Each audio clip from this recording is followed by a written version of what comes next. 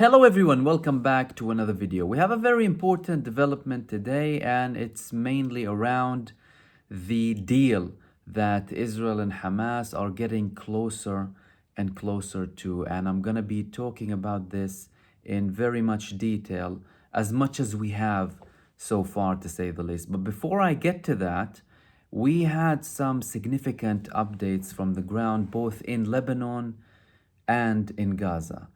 We'll start off with Lebanon. Today, Hizbullah carried out a significant number of attacks. They carried out 10 consecutive attacks all across the borders between Israel and Lebanon. They're using again the Falak 1 missiles and the Burkan missiles against Israeli posts. They posted some videos of them directly hitting Israeli posts, and the intensity is going up a notch. With regards to Hamas in Gaza, we've seen a very intense day, but the most significant thing is the rocket launches again. So on the ground, they posted videos of them attacking 3 Israeli tanks, the Al-Qassam brigades, the armed wing of Hamas. On the other hand, the Saray Al-Quds brigades that belongs to the PIJ, they published a video of them attacking a logistic support base for Israel in Gaza, both in rockets and in mortar shells as well. But the most important development is the missile launches on Tel Aviv, on central Israel. We haven't had rocket launches in a few days now, but this carries out multiple messages. Now, the rockets that Hamas have that are launched on Tel Aviv or central Israel are mid-range missiles. They're not the longest range missiles, but they are the missiles that Hamas has a very large chunk of. So they can range from missiles that have a 75 to a 90 kilometer range, depending on where they're launched from the Gaza Strip on Tel Aviv. But they launched 15 missiles today from an undisclosed part in Gaza. Usually we will see, but today they haven't said where they launched them from. It seems like they're keeping it a secret today. What does this mean? We are 115 days into this war, into this genocide. And Hamas, by launching these missiles on Israel, are showing that their military capabilities, whether the direct defensive measure military capabilities that they are busy using alongside the other resistance groups, neither their attack military capabilities haven't been affected whatsoever. If you're talking about 15 missiles in one go on one of the most strategic places in Israel, because Tel Aviv holds the Kiryat, it's called, which is the headquarters of the government bodies running the show when it comes to the war. This is where they meet. This is where they have their plans to continue things, at least the political level, but with the military level as well. It's sending a very, very strong message to Israel that the military capabilities haven't been affected. And every time we think, oh, there have been a few days without rocket launches, Hamas come and they surprise us with the fact that they're still strong when it comes to their military capabilities, when it comes to the rockets, the missiles, and they're very specific, and they also target, because Israel has a lot of censorship, but we've had reports from the ground in Israel that some of these missiles landed, that the Iron Dome intercepted some of them, but some of them indeed have landed. But it's about the actual threat, by the way, because many people will say, oh, what are they doing? It's about putting the state in this situation of fear, the collective, the psychological collective understanding that there's a power over there able to carry out attacks on Tel Aviv. Before Hamas and the Palestinian resistance had any missiles reaching Tel Aviv, the thought of missiles reaching Tel Aviv in Israel was a nightmare. Was the day of Armageddon, was considered as such, but now it's day-to-day reality in Israel. So people need to understand these developments. Hamas, they developed rockets from zero, right? They started their engineers developing rockets that used to swivel and fall, and one of them, he lost his hand while testing these rockets, and then they ended up producing long-range missiles covering all of historical Palestine. This is a very strong message from Hamas on the same day that the heads of Israel's intelligence, Qatar, the US, and Egypt met in France to discuss a deal.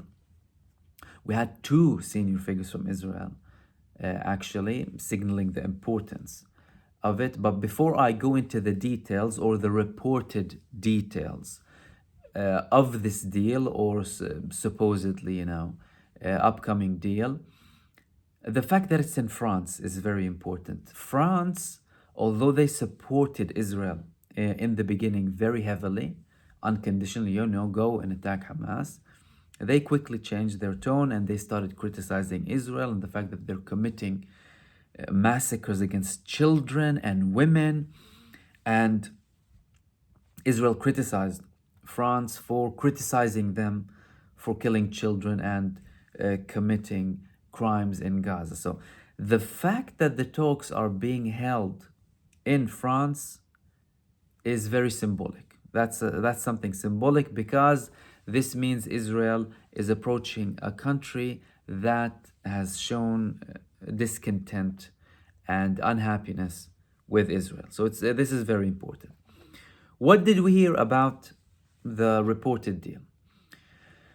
So initially, we've had Israel saying that we are going to get our hostages by force, by military force. We're going to apply pressure on Hamas and we're going to release the hostages, although they didn't get any one Israeli prisoner from Gaza by military force. They had to sit down, submit to the Hamas conditions and the Palestinian resistance, and only through negotiations did they have some of their people out of Gaza. Now, they're talking clearly. Hamas and the Palestinian resistance said, we won't discuss or consider a deal without stopping the war. No longer temporary ceasefire. So it was mission impossible trying to reach a deal. However, both sides are showing leniency. Israel is coming on the negotiating table. They're sending their top intel figures. And Hamas is showing signs that they are more open to something that will initially be temporary, but that will include a confirmation and guarantee that it will later become permanent. And obviously the guarantors will be the countries involved in the negotiations, because you have Qatar, you have the United States, you have Egypt, and you have Israel. They're all trying to reach an agreement. What is the deal? Well, the reports that we've heard on multiple websites in Israel and outside of Israel. In Israel, we've heard reports in Haaretz, in Ma'ariv, and in Yediot as well. They said that the deal is going to include 35 Israelis held by the Palestinian resistance in Gaza who are non-combatants, so not soldiers. We're still talking about people who can either be reservists not serving or any remaining civilians, for 5,000 Palestinian prisoners, including prisoners with very heavy sentences from Israel. If that on its own gets implemented, you will already be, regardless of all of the details when it comes to Gaza, the withdrawal, how long the ceasefire is, because the initial phase of this ceasefire is reported to be 45 days. Okay, that's the initial phase. Israel withdrawing, Israel not withdrawing, the movements that we've seen in the past few weeks could be a translation to the talks that were happening behind closed doors, and they're deliberately not mentioning too much about these talks, especially when it comes to Israel. Like Ophir Gendelman, who's in charge of the press office for Netanyahu, he said that there's nothing for now, and we're continuing with our operation. But if we only talk about the numbers, which is 35 Israelis for 5,000 Palestinian prisoners, you're already talking about the biggest accomplishment in terms of releasing Palestinian prisoners in history. The biggest deal was done through PFLP, the General Command, under the leadership of Ahmad Jibril in 1985.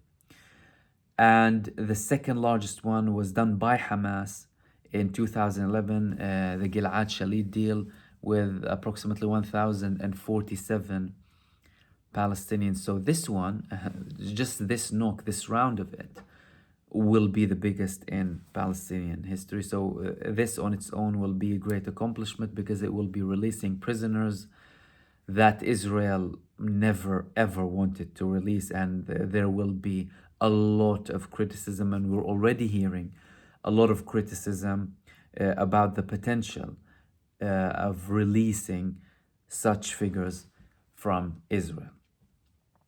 What are the nitty-gritty details? Okay, Mohammed Nazal, who's a spokesperson, not a spokesperson, a leading figure in Hamas, in the political bureau of Hamas, he had an interview. And he stated that we are willing to show flexibility as long as this flexibility doesn't affect the major national interests of the Palestinian people.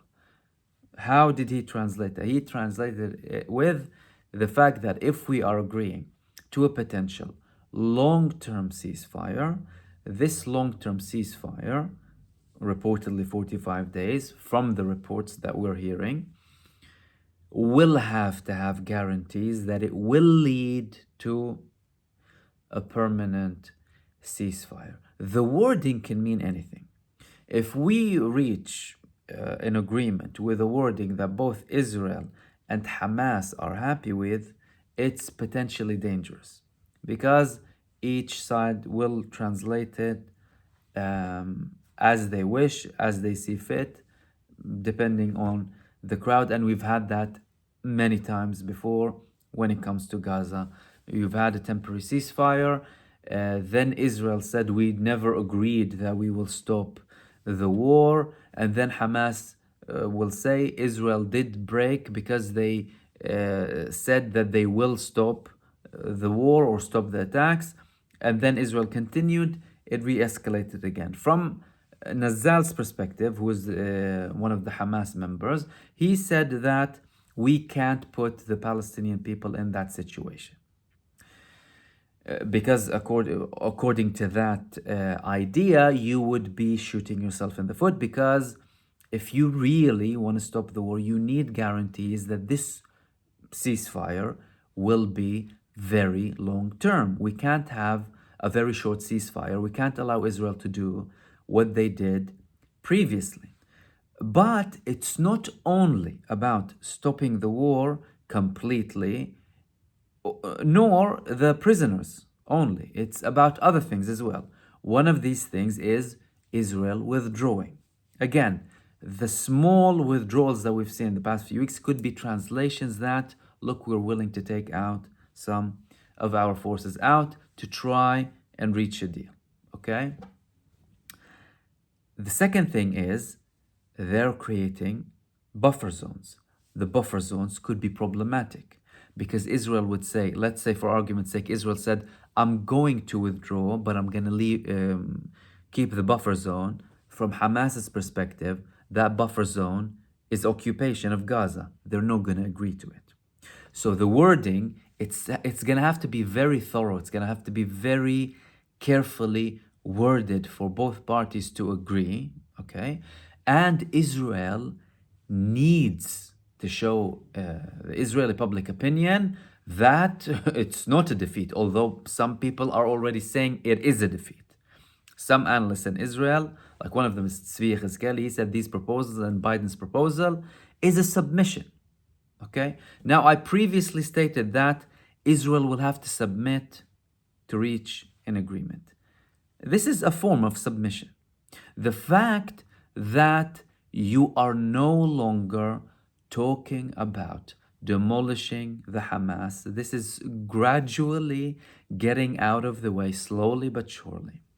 The fact that you're negotiating with them, the fact that you're admitting that they still have organization capabilities in the most affected parts of Gaza, primarily North Gaza, like we had a report a couple of days ago, that Israel was worried about the re-emergence of the civil government of Gaza in North Gaza. And when you talk about government services, now obviously, what did you imagine? Who's going to run Gaza? Obviously, the government and the civil bodies, the bodies of the government, they're going to run it.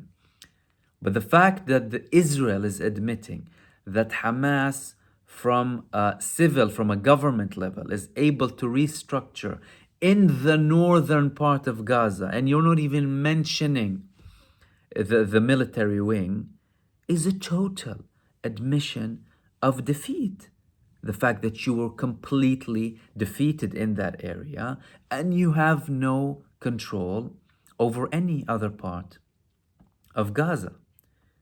So Israel is definitely submitting. It's slowly climbing down the ladder. It's trying to reach an agreement, but it doesn't want to show the population that we are totally submitting.